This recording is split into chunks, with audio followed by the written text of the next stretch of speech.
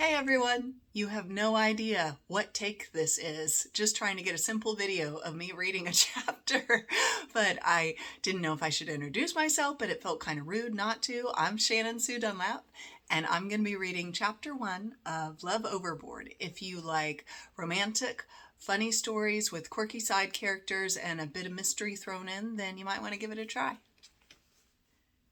Chapter 1. Walkie-talkie, battle plan, butterscotch candy. Emily Windsor sifted through the mess in her cavernous purse. Her hand dug until she found a well-worn, faded picture. The cheeky grin of her late husband stared back as he stood, resplendent in his dress whites and flashy aviator sunglasses. How she missed that smile. "Good morning, love." She smoothed a creased corner on the photo. "Time to launch a new mission. I can imagine the scolding you'd give me, but this match is worth the meddling, Bill. Even you'd agree that sweet girl is worth it." "Lord," she pointed her eyes heavenward, "I hope you're taking good care of my man up there." Emily riffled in a side pocket. She grabbed a small set of opera glasses with the words Golden Years Tour Company printed on the sign. If her calculations were correct, the target should appear at any moment. She peeked around the corner. Her 78-year-old spine cracked twice as she bent. "Mrs. Windsor?" Her jaw tightened at the squeaky voice. She faced the first mate, Peter. His frowsy white blonde hair and pasty complexion combined with his pristine uniform to give him the appearance of a skinny, befuddled ear swab. Was he going to offer her another lecture on the proper behavior for cruise ship passengers? It would make the second one this week. His gaze bounced to the binoculars and back again. "Did you lose something?" "No, dear." She stuffed the equipment in her bag and slid the straps over her wrist. "Just preparing for the voyage." 3 bells sounded on the loudspeaker, followed by an announcement. Peter pointed at the ceiling. "It's time for muster. Shouldn't you head for your deck?" "Pish-tosh! The ship won't fall apart if I miss one safety drill." She tapped an orthopedic sandal against the carpet. His patient expression brought to mind the nurses in the assisted living facility she briefly called home when she'd experienced a slight problem with her heart. He raised his voice and spoke in a slow, measured tone as if she was hard of hearing. "I know you've done it many times, but every passenger has to be there." "I understand." Emily pasted on her best doting Nana impression. She patted his elbow. "Now, don't waste your time on me. You have a cruise to launch." One more pat, and she headed for the elevators at the end of the hallway. Peter called a goodbye at her retreating back and walked in the opposite direction. She waited until he was out of sight, then returned to her post. Nothing and no one would delay her mission of arranging a love match for Lacey Anderson. In the days gone by, when Emily still held out hope for children of her own, she had pictured a daughter just like the hard-shell, soft-center cruise ship hostess. Lacey had adopted Emily without permission. The young woman always checked if the septuagenarian was eating well, taking her medicine, and getting enough exercise. It was bothersome in the most endearing way. That kind of mothering soul should have kids to love on, and Emily was determined to find the perfect father for those yet unrealized offspring. She drew a breath, poked her head around the corner, and jerked back. After Emily raised the walkie-talkie and pressed the side button, static crackled. "All operatives, take your positions. Operation Ambush is a go." Lacey froze at the familiar sound.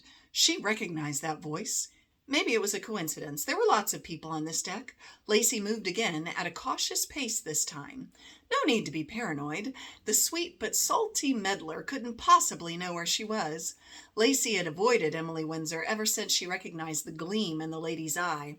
She used to laugh at the incorrigible woman's matchmaking schemes, but now that they were focused on her, Lacey's stomach quivered like a lifeboat in a hurricane.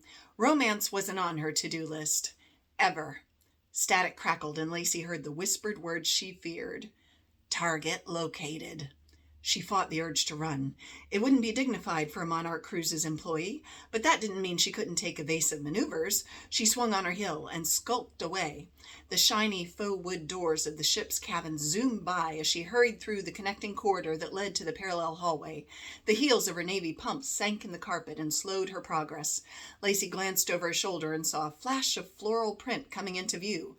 Not today. She took a rigid right. She took a right and almost plowed into the noisy group of passengers filling the space.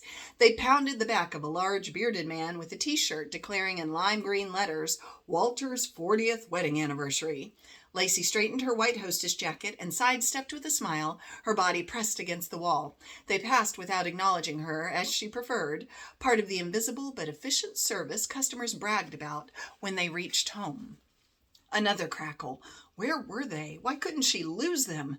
Lacey craned her neck to see past the rowdy cruisers and spotted a pint-sized head with a mass of frizzy gray curls under Walter's chubby arm as he stretched with a groan. Forget conducting herself with decorum. She bolted like a 3-year-old at bath time and rushed down the hall. Taking a hard left, she slammed into something tall and unyielding. "Whoa," a man said as they collided. 2 large hands grasped her arms as her nose pressed into a broad chest covered in the white monarch polo. It must belong to the fitness director. He was the only male crew member with such a well-defined torso. "Sorry, Sven." She ducked behind his muscular physique, hoping her pursuer would pass without discovering her. "The shippers are after me." "What's a shipper?" Lacey's insides clenched at the voice. It definitely didn't belong to Sven, but she knew that butter-smooth baritone. She just refused to believe what her ears were telling her. The man turned, and she looked up into the symmetrically perfect features of Jonathan King. It was a face she had worked hard to forget. Chocolate brown hair, dark and twinkling eyes, one straight nose that had never seen a fight, and a pair of lips that were full enough to be kissable yet manly. "Lace?" His eyes widened as he stared down at her. "Is that you?" "Hello, John." Lacey eased away, but he reached out and pulled her in for a bear hug. "How long has it been? 2 years?" A riptide of old emotions swept through her as John crushed her body against his. Lacey's heart pounded so hard she feared he might feel it. She concentrated on breathing. In and out. In and out. In and in. No, wait, that wasn't right. How could her brain still be this affected by the man? She stood straight as a broomstick with her hands at her side and waited for the hug to end. 2.5, she said in a muffled voice from inside his embrace. But who's counting? He was counting. It had been 2 years and 7 months since Lacey Anderson walked out of his life. Correction, she bailed off the boat without so much as a goodbye. John held Lacey a few seconds longer than an ex-boyfriend should, enjoying the way she fit against him, her head tucked under his chin. Then he finally noted she wasn't reciprocating and let her go. She could have posed for a cruise commercial with her shapely figure and spotless uniform. Her honey blonde hair was twisted in a sophisticated knot at the nape of her neck. Was it still as long as he remembered, from when it was normal to give the silky strands a mischievous tug? "How have you been?" "Very well, thank you." Her tone stayed in business-friendly mode. "What are you doing here? I thought you were working the Scandinavian route." "Been keeping tabs on me?" John bumped her with his elbow and grinned. "No." Lacey stepped away, out of bumping distance. "Someone happened to mention it once." John also withdrew a step and studied her like a stranger instead of the woman he still dreamed about from time to time. He'd known she worked on the ship when he took the assignment, and had wondered how Lacey would feel when she saw him again. Gazing at the model of politeness in front of him, he still wondered. "Meet the new cruise director." He gave a slight bow. "The old one backed out at the last minute, and I got a promotion." Technically, that was true, if he counted his predecessor floating face down in the Atlantic without a pulse as backing out. "I was in the right place at the right time." "I'm sure you'll do fine." Lacey raised her left eyebrow so it pointed in the middle. "You were always good at whatever job you tried." John recognized the look. He'd been the recipient of that snarky eyebrow on more than one occasion. "You say that like it's a bad thing." "On the contrary, the MS Buckingham will benefit greatly from your varied talents. Now, if you'll excuse me, I have to swing by the dining room on the way to my muster station." She fake smiled and scooted around him without making physical contact. His old flame was sending signals loud and clear, none of them good, and for the life of him, he didn't know why. Shouldn't he be the one with a grudge? 2 years and 7 months ago, they'd finished a long sailing stretch and taken the mandatory vacation period the cruise line required of all the employees. Whenever he'd tried to have a defining the relationship conversation in the past, she'd always put him off. But he'd sensed her softening in her unguarded comments about their future. He and Lacey had made a dinner date for after she returned from visiting her family. John had practiced his speech a dozen times, trying to find the most sincere, non-threatening, romantic way to say, "I love you." But all his preparation had been in vain. She never showed, changed her phone number, and requested a transfer to a different ship. His pulverized heart required months of soul-searching and midnight prayers to recover. Lacey did the abandoning. He should be the standoffish one. Instead, his rowdy pulse could rival a high school marching band at a homecoming game. The dining room, John followed as she strode purposefully away from him. I was hoping to meet the chef before we sailed. You can introduce me. Might as well use Lacey to make inroads with the staff. He needed to win people over fast. Then they would let him in on the latest scuttlebutt. Work. That was the reason he was tagging along. Not because of any residual feelings he still harbored for the beautiful hostess. John ignored the frustrated puff of air she blew from her nostrils and kept up a casual stream of conversation as he fell in beside her. Lacey hurried, but so did John. The infuriating man from her past kept pace with her no matter how fast she walked. She bit her tongue to keep from shouting, "Go away already!" "How have you been?" he said. "You already asked me that." "Did I? Has the answer changed in the last 2 minutes?" One thing hadn't changed. He could still charm a fish out of the ocean and straight into his net.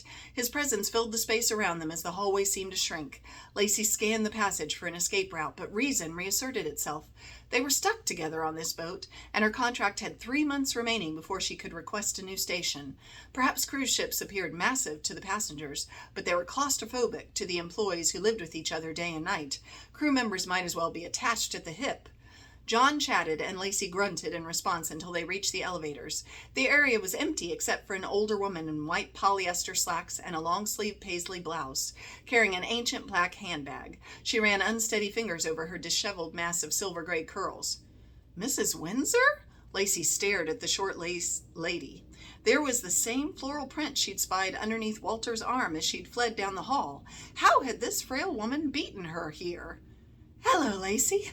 The woman's voice sounded a bit breathless as she greeted her. "So nice to see you. And who is this fine young man?" "Jonathan King, ma'am." He straightened tall and gave her a salute. "I'm the MS Buckingham's new cruise director, at your service." "How wonderful." The pocket-sized woman with the poofy mop of hair beamed at him. "I'm Emily Windsor. Tell me, Jonathan." "Please, call me John." "And you must call me Emily. Tell me, John, are you married?" "No, ma'am. Are you?"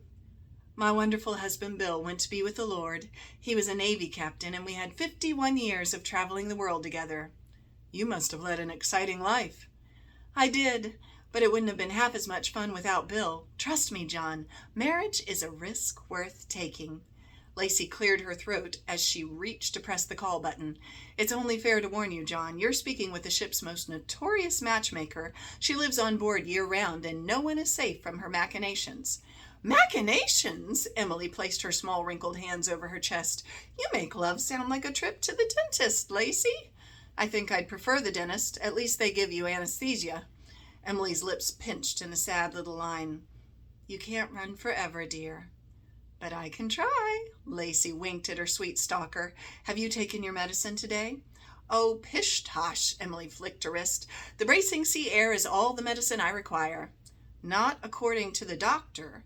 Emily focused her light blue eyes on John, who was looking bemused and a little startled, and pointed a finger at Lacey. "Don't let her gruff exterior fool you. This one will take care of everyone else before herself." He grinned. "I'm well aware of her softer side." The bell dinged as the elevator door slid open. Lacey leaned inside and pressed the button for the 7th floor, placed a gentle palm on Emily's back, and pushed her in. "I'm sure I heard the muster announcement. You better get going. Promise me you'll take your medicine before dinner." Emily clicked her tongue. "Very well, dear, if it will make you happy." The doors closed, and Lacey turned to John in his ever-present smile. "No time for the dining room." She dashed toward the stairs before he could respond. "I have to tell Chef about a VIP's passengers."